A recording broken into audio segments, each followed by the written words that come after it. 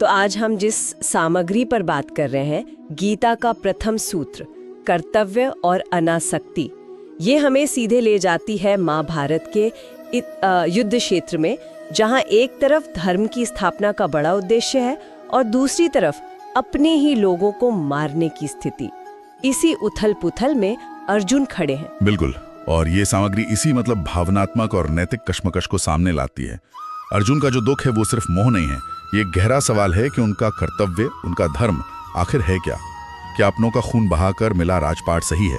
यहीं से गीता का उपदेश वो शुरू होता है। हाँ, और यहीं पर फिर कृष्ण का पहला हस्तक्षेप होता है ना, जो स्थिति को एकदम पलट देता है। सामग्री के हिसाब से देखें तो कृष्ण सीधे अर्जुन की जो असली चिंता है उस पर चोट करते हैं, ये मृत्यु का डर और शोक। सही कहा। कृष्ण का जो पहला तर्क है, जैसा इस सामग्री में भी बताया गया है, वो आत्मा और शरीर के फर्क पर आधारित है। वो कहते हैं भाई, तुम जिनके लिए शोक कर रहे हो वो तो बस शरीर है, आत्मा तो अजर है, अमर है, अविनाशी। उससे ना कोई हथियार काट सकता है, ना आग जला सकती है। तो जैसे ही ये समझ आती है, वो शोक का जो आधार है वो हिल जाता है। मृत्यु तो शरीर की होती है, आत्मा की नहीं। ये दिलचस्प है कि कैसे ये आत्मा की अमरता वाली बात सीधे कर्म के सिद्धांत से जुड़ जाती है। सामग्री में भी बताया है कि इसी समझ से वो मशहूर श्लोक आता है, कर्मण्येवाधिकारस्ते मा फलेषु कदाचन। हाँ, और ये जुड़ाव बहुत जरूरी है। देखिए, जब आत्मा हमेशा रहने वाली है और शरीर पल भर का, तो कर्म के फल से लगाव क्यों, मोह क्यों? सही बात है। फल तो सांसारिक हैं, अस्थायी हैं। सामग्री इसी बात पर जोर देती है कि असली दिक्कत कर्म नहीं, बल्कि कर्म के फल से हमारा जुड़ाव, वो अटैचमेंट है। कृष्ण यही कहते हैं, तुम्हारा अधिकार सिर्फ कर्म करने पर है, उसके फल पर कभी नहीं। तो ये जो अनासक्ति या जिसे हम डिटैचमेंट कहते हैं, ये सिर्फ कोई फिलॉसफी नहीं, बल्कि मन को शांत रखने का एक प्रैक्टिकल तरीका भी है, जैसा इस सामग्री में बताया गया है। निश्चित रूप से सामग्री यही बताती है कि फल की चिंता ही हमें परेशान करती है, दुख देती है और अपने कर्तव्य के रास्ते से भटकाती है। अर्जुन जब फल के बारे में सोच रहे थे, जीत, हार, पाप, पुण्य, तो कृष्ण ने उनका ध्यान वापस खींचा उनके कर्तव्य पर।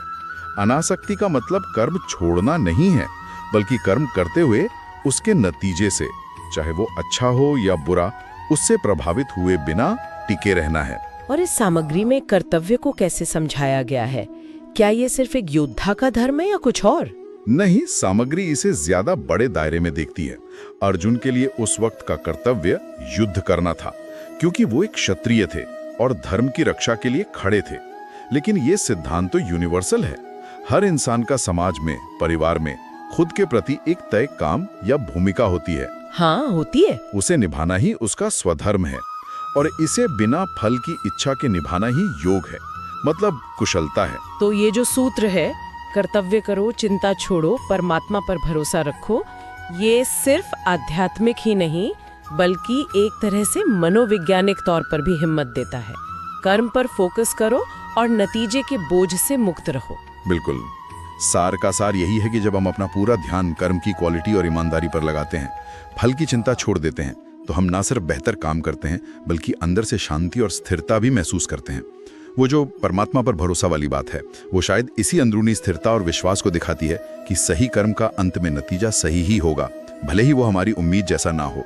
तो संक्षेप में कहें, इस पूरी चर्चा से ये समझ आता है कि गीता का पहला संदेश अर्जुन के निजी संकट का समाधान तो करता ही है, पर साथ ही एक यूनिवर्सल सिद्धांत देता है। वो ये कि अपना जो तय कर्तव्य है उसे पूरी ईमानदारी से करो। हाँ, और उसके परिणाम क्या होंगे, अच्छे या बुरे, उसकी चिंता और मोह से खुद को आजाद रखो। और आत्मा की अमरता का ज्ञान इस अनासक्ति का आधार बनता है।